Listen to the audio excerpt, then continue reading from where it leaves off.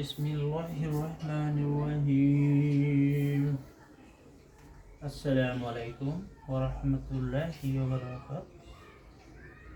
আশা করি প্রিয় ভিউয়ার্স তোমরা আল্লাহর অশেষ রহমতে ভালো আছো।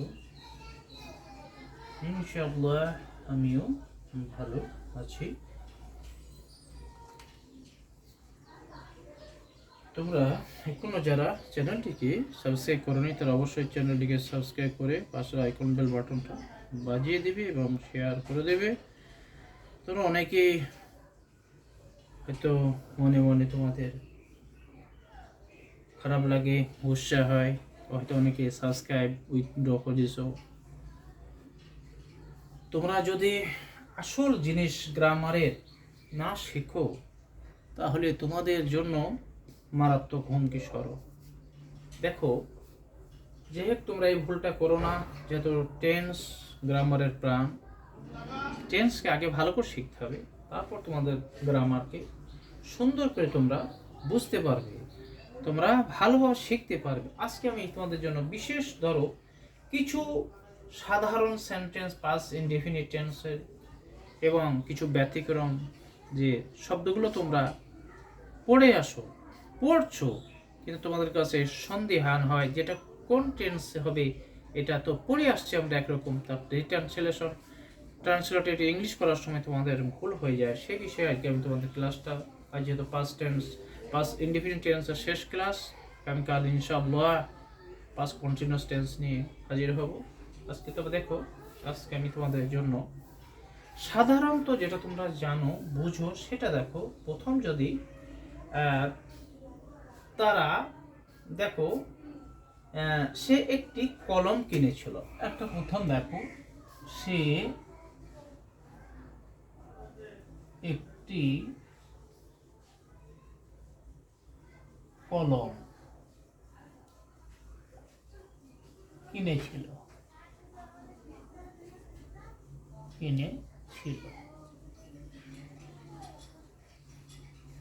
দেখো, একটা সাধারণ একটা বাক্য, এটা হচ্ছে অনির্দিষ্ট সময় যদি বোঝায়, যদি অতীতকালে অনির্দিষ্ট সময় কোনো কাজ করা হয় তাহলে সেটাকে পাস্ট ইনডেফিনিট টেন্স দিয়ে ট্রান্সলেশনটা করতে হবে। একটা সাধারণ একটা বাক্য তোমরা যেটা পারো, এই জিনিসটা সবাই তোমরা বুঝতে পারো। কিন্তু বাংলা ছিল, ল লে লাম ততে তাম ল দিয়ে দাও।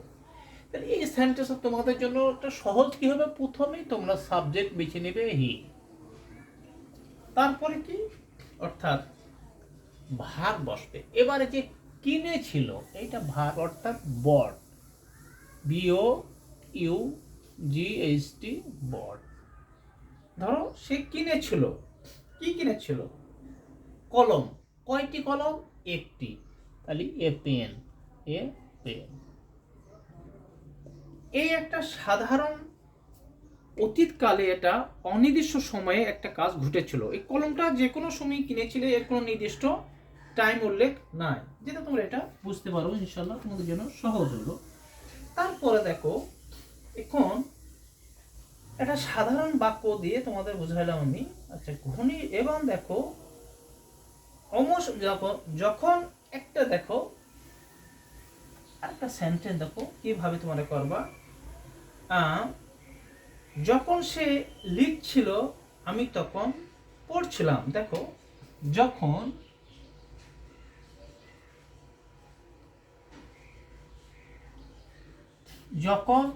সে লিখছিল,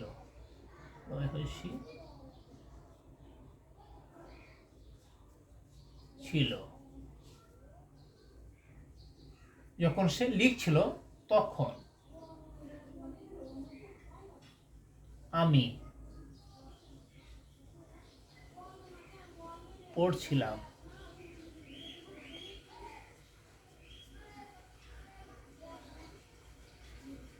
দেখো, তাহলে তোমরা কি ভাববে?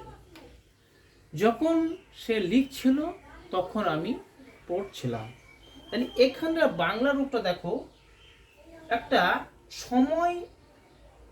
সময় কাজটি চলছিল বোঝাতে এই টেন্সে ব্যবহার হবে, যেটা পাস্ট ইনডেফিনিট টেন্সে ব্যবহার হবে। দেখো তাহলে একই জিনিস, একই সময়ে দুটো কাজ হচ্ছে।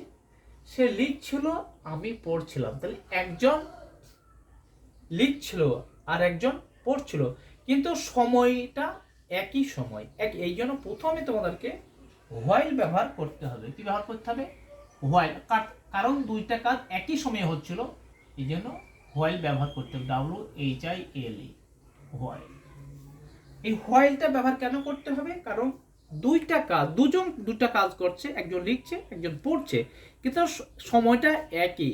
এই দুইটা কাজ যদি দুই রকম কাজ একই সময়ে হয়, সেখানে প্রথমে তোমাদেরকে হোয়াইল ব্যবহার করতে হবে। অর্থাৎ হোয়াইলের অর্থ যখন তখন এর অর্থ আসে, যেহেতু সেন্টেন্সগুলো কমপ্লেক্স সেন্টেন্স, যার জন্য আশা করি। এবার দেখো হোয়াইল ব্যবহার করলে সে লিখছিল, তাহলে হি রোড, WROTE, রোড, কমা দিলে আমি পড়ছিলাম, তাহলে আই রিড। দেখো এত বড় বাংলা, কিন্তু ইংলিশটা মাত্র 4-5টা শব্দ দিয়ে সেন্টেন্স তৈরি করা হয়ে গেল। তাহলে আশা করি তোমরা এই ধরনের ব্যবহার, ধরো এখানে বইয়ের ভাষায় যখন সে লিখছিল তখন আমি পড়ছিলাম, যখন সে খাচ্ছিল আমি ঘুমাচ্ছিলাম, এই ধরনের তো বাক্য আসবে। যখন সে যাচ্ছিল আমি বসেছিলাম, তখন আমি বসেছিলাম, এই ধরনের শত শত বাক্য আসলে তোমরা এই নিয়মটাই অনুসরণ করবে এবং তোমরা এইটাকে ভালো করে অনুসরণ করতে হবে। এবং আমি যে কথাগুলো বলছি ওই কথাগুলো তোমাদেরকে মনের ভিতরে গেঁথে রাখতে হবে, তাহলে তোমরা এই সেন্টেন্সগুলোকে তৈরি করতে পারবা, বুঝতে পারবা। আশা করি তোমরা এটা বুঝতে পারবে ইনশাআল্লাহ। পরবর্তীতে দেখো এই ধরনের সেন্টেন্স আসলে যখন দেখো তোমাদের জিনিস, আমি আবার জিনিসটা বুঝাই। দেখো কিছু সময় পূর্বে কাজটি শুরু হয়ে সম্ভবত বর্ণিত হচ্ছে যে আমি তোমাকে দেখতে গিয়েছিলাম, আমি তোমাকে দেখতে গিয়েছিলাম। দেখো আমি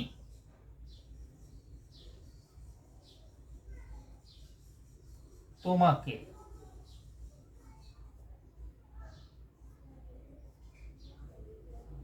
দেখতে গিয়েছিলাম,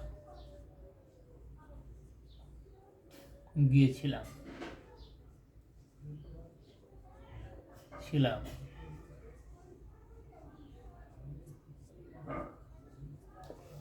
দেখো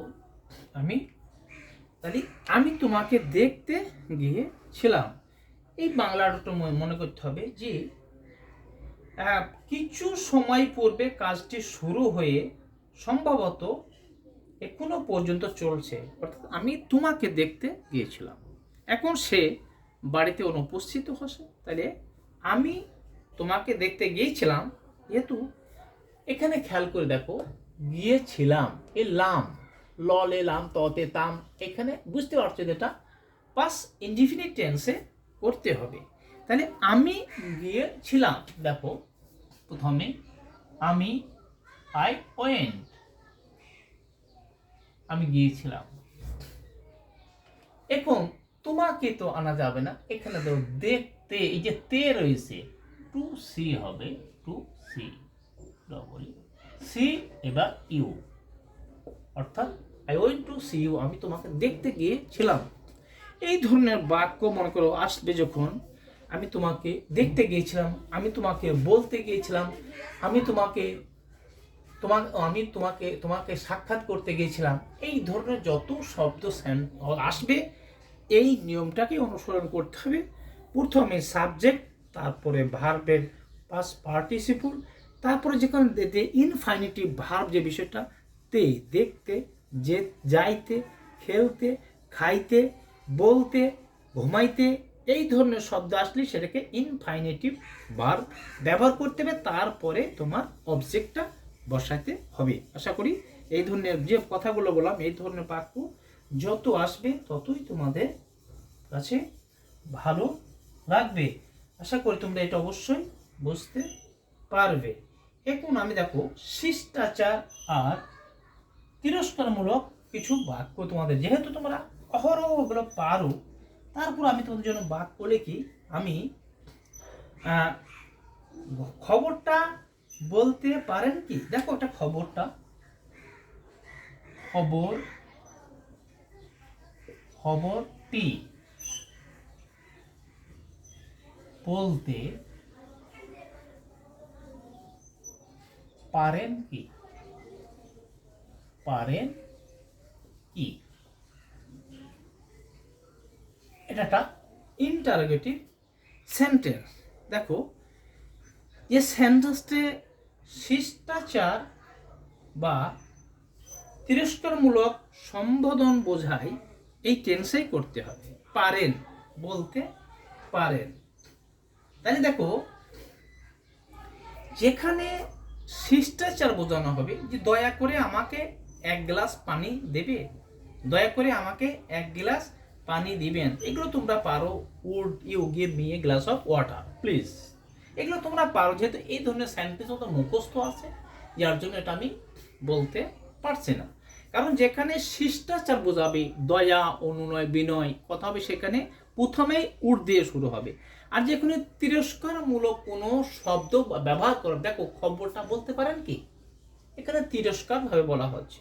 আপনি খবরটা বলেন, মানুষ যে বলে না কি হয়েছে আপনি বলেন, খবরটা আপনি বলেন, এই ধরনের যে তিরস্কারমূলক যে বাক্য, সেটাকে প্রথমেই তোমাদের ব্যবহার করতে হবে, কুড দিয়ে শুরু হবে। যেহেতু পাস্ট টেন্স, কুড, তাহলে CO U L D, could. এবার কুড যখন হবে, যেহেতু ইন্টারোগেটিভ সেন্টেন্স, যখন তো তিরস্কারমূলক যখন কোনো বাক্য থাকবে, সেটাকে ট্রান্সলেটর ইংলিশ পাস্ট ইনডিফিনিট টেন্সে করতে গেলে প্রথমে কোড দিয়ে ব্যবহার করতে হবে। এবার তোমরা জানো ইন্টারোগেটিভ সেন্টেন্সের গঠন প্রণালীটা কি, সেটা তোমরা জানো। যেহেতু কোডের পরে অর্থাৎ অক্সিলারি ভার্ব, এটা মডেল ভার্ব হয়ে গেল, তখন তোমরা সাবজেক্ট বসবে। অর্থাৎ কাকে বলা হচ্ছে, খবরটি আপনি বলতে পারেন, এটা সাবজেক্ট উজ্জ রয়েছে, অর্থাৎ তোমাকে বলা আছে। তাহলে কুড ইউ, এবার কি বলতে, এবার বলতে, could you tell, T double A, tell, could you tell. এবার আসবে কি, কুড ইউ টেল মি, তাই কাকে বলছে, আমাকে, টেল মি, এমি মি। এবার কি হবে, খবর টি, এমি মি, the news, the news, N E W S, news. অর্থাৎ শেষে ইন্টারোগেটিভ মার্কস। আশা করি তোমরা এটা বুঝতে পারছো। এর শত শত বাক্য, এরকম বাক্য আসবে, যেমন আমি তার কাছে যেতে পারি কি, আমি তার কাছে যেতে পারি কি। তিরস্কারমূলক বাক্য হলে পারে প্রথমে কুড দিয়ে শুরু হবে, এবং শিষ্টাচার যদি হয়, দয়া করে আমাকে এক গ্লাস পানি দিবেন, দয়া করে আমাকে কিছু দিবেন, দয়া করে দরজাটা খুলুন, দরজাটা বন্ধ করুন, দয়া করে জানলাটি বন্ধ করুন, দয়া করে জানলাটি খুলুন, এই ধরনের শিষ্টাচার। এই জন্য সেইখানে উড দিয়ে শুরু হবে। আর তিরস্কারমূলক কোনো বাক্য যখন হবে, সেটাকে উড দিয়ে শুরু করতে হবে। আশা করি তোমরা এটা বুঝতে পারলে। যেহেতু সময় বেশি ব্যবহার করতে চাচ্ছে না, এই একটা একটা সেন্টেন্স দিয়ে তোমাদেরকে বোঝাতে চাচ্ছি। তারপরে দেখো কি বলেছে, অতীতের কোনো অভ্যাসগত কাজ বোঝালে এই টেন্স দিয়ে তোমাকে করতে হবে। দেখো সে, আমি ঢাকায় বাস করতাম, এটা তোমরা সাধারণ একটা বাক্য। সে আমাদের স্কুলে পড়তো, সে আমাদের আমাদের স্কুলে পড়তো, সে আমাদের স্কুলে পড়তো। তাহলে এইটা, এই যে আমি আগে বলেছি ত, তে, তাম, যেহেতু থাকলে পারে সেটা ফার্স্ট ইনডিফিনিট টেন্সে করতে হবে। এটা দেখো, অতীতের কোনো অভ্যাসগত কাজ বোঝাতে পাস্ট ইনডিফিনিট টেন্সে ব্যবহার করতে হবে। তার সে সকালে ভ্রমণ করত, মা সকালে কোরআন পড়তো, এই ধরনের যে বাক্যগুলো অভ্যাসগত, সেইগুলো দেখে নাও। সে পড়তো, হি রিড, হি রিড কোথায় পড়তো, আওয়ার স্কুল, আওয়ার স্কুল। একদম সহজ, সে আমাদের স্কুলে পড়তো। তাহলে এসে করি, সে সকালে ভ্রমণ করত, সে সকালে ভ্রমণ করত, তাহলে he walk in the morning, সে সকালে কোরআন পড়তো। He read in the morning, he read the Quran in the morning everyday. এই ধরনের বাক্য শত শত আসবে, তোমাদের এগুলোকে মনে রাখতে হবে কথাগুলো কি বলা হচ্ছে। তারপরে দেখো কি বলা হয়েছে অতীতে। দেখো অতীতে নিয়মিত অভ্যাস, অতীতের নিয়মিত অভ্যাস বোঝাতে ইউজ টু প্লাস ভার্বের প্রেজেন্ট ফর্ম ব্যবহার করা হবে, এবং অনিয়মিত যদি হয়, যেটা অনিয়মিত বোঝানো হলে পারে সেটাকে উড ব্যবহার করতে হবে। আমি দেখো একটা বাক্য লিখি, মনে করো মা আমি প্রতিদিন সকালে কোরআন পড়তাম, তাহলে এগুলো তোমরা পারো। I use to read the Quran every morning, in the morning every day, এটাও ব্যবহার করতে পারো। I use to read the Quran in the morning every day, বা নিয়মিত রেগুলারলি, আমি প্রতিদিন সকালে নিয়মিত কোরআন পড়তাম। তাহলে এখানে হবে I use to read the Quran regularly. আসলে এই ধরনের বাক্য তোমরা পারো, কিন্তু দেখো একটা বাক্য তোমাদেরকে সেটা লিখাচ্ছি, সেটা ভালো করে খেয়াল করো।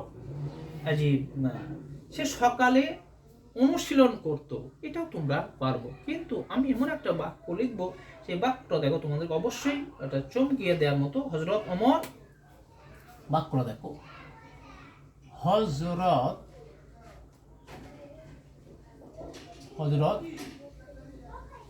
ওমর রাদিয়াল্লাহু তাআলা আনহু, হযরত ওমর রাদিয়াল্লাহু আনহু প্রায়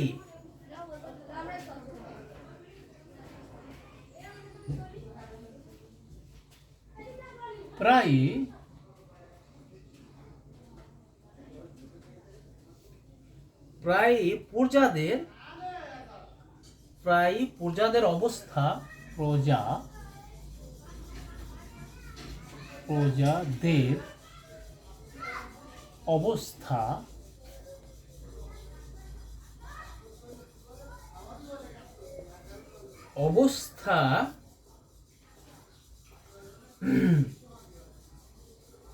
অবস্থা দেখার জন্য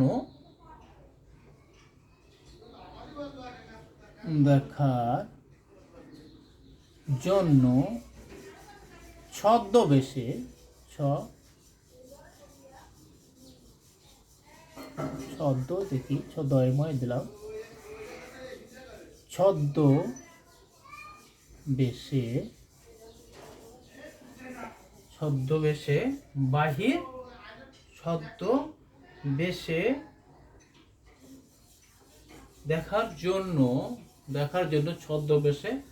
বাহির হতেন,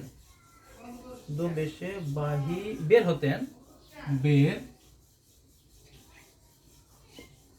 হতেন,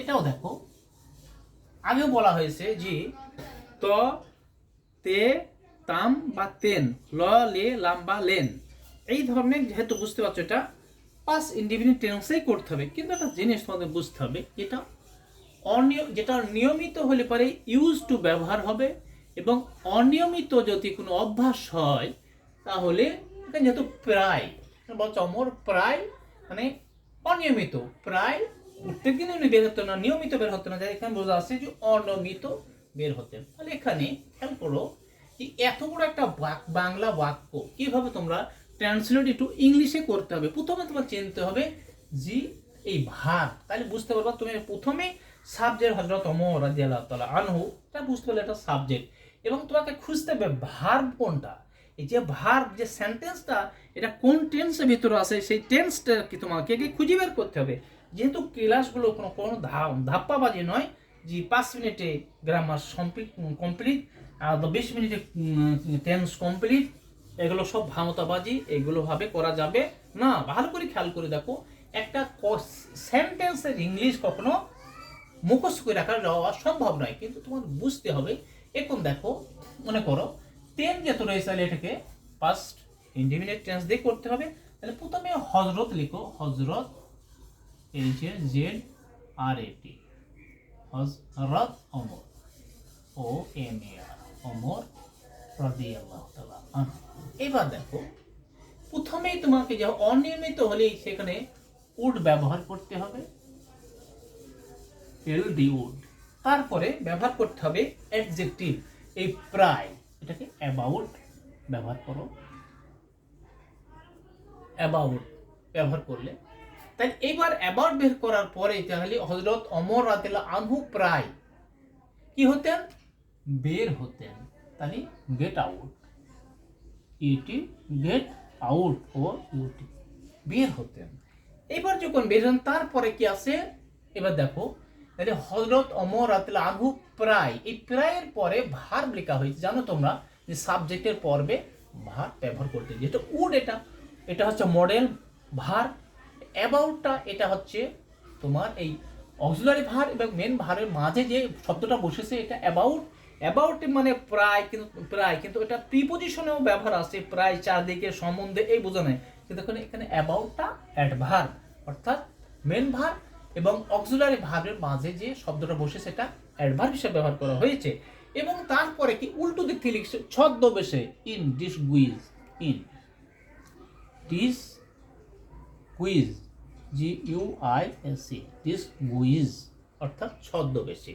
এবার কি দেখার জন্য, তাহলে টু, ওই ফর দেখার জন্য টু, এখানে ফর টু সি ব্যবহার করো, two C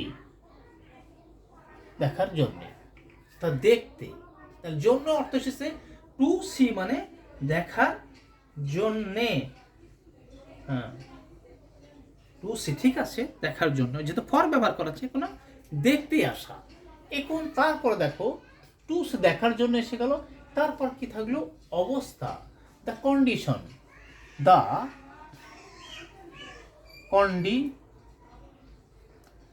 condition, CON, condition, TION, condition, এটা গেল।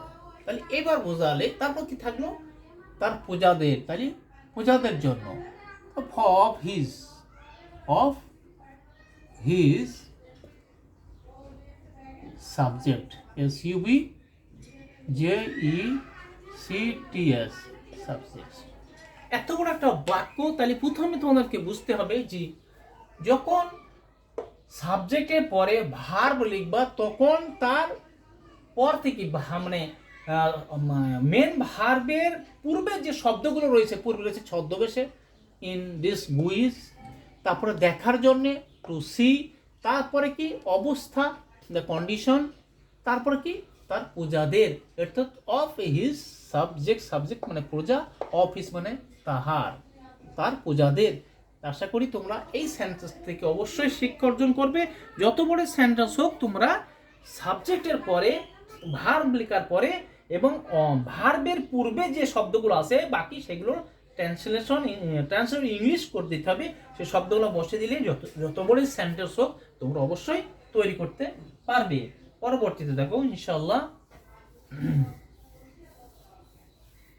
দেখো পরবর্তী দেখো একটা জিনিস তোমাদের খুব গুরুত্বপূর্ণ জিনিস, যে তোমাদের একটা ভুল হয় অনেক সময়, সে ভুলটা দেখো তার শোবার পূর্বে,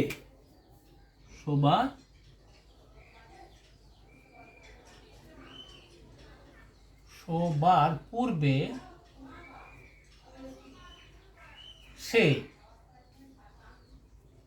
দরজা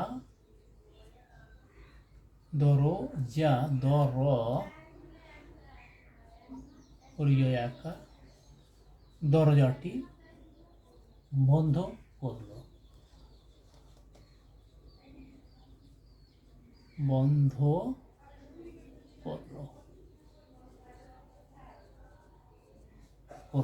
এই যে লেলাম, তুই বুঝতে পারছো যে বাংলার যেটা বলেছি সেইগুলো যদি তোমরা মনে রাখতে পারো তাহলে তোমাদের জন্য কোনো সমস্যা হবে না। এখন দেখো দুটি ভিন্ন টেন্সে ব্যবহার ব্যতি রেখে যদি সিকোয়েন্স অফ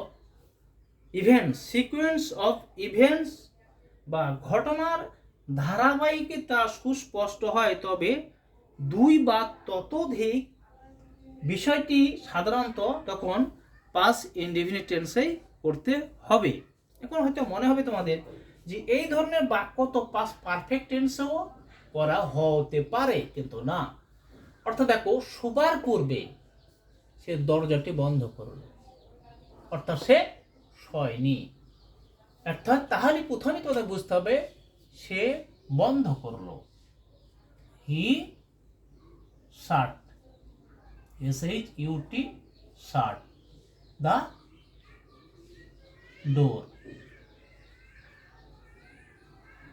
সে দরজাটি বন্ধ করলো। এবার পূর্বে, অর্থাৎ পূর্বে বলতে গেলে এখানে কনজাংশন হিসেবে ব্যবহার করা হচ্ছে, যার জন্য কনজাংশন ব্যবহার করা হলে পারে এটাকে অ্যাডভার্ব হিসেবে ব্যবহার করছে না, এটা কনজাংশন হিসেবে ব্যবহার করা হয়েছে, যার জন্য এটাকে পাস্ট ইনডিফিনিট টেন্স দিয়েই করতে হবে দুটোই। এবং বিফোর, BFOR, বিফোর অর্থাৎ সে, তাহলে হি শোবা, he went to bed, he went to bed. আশা করি তোমরা এইগুলো থেকে অবশ্যই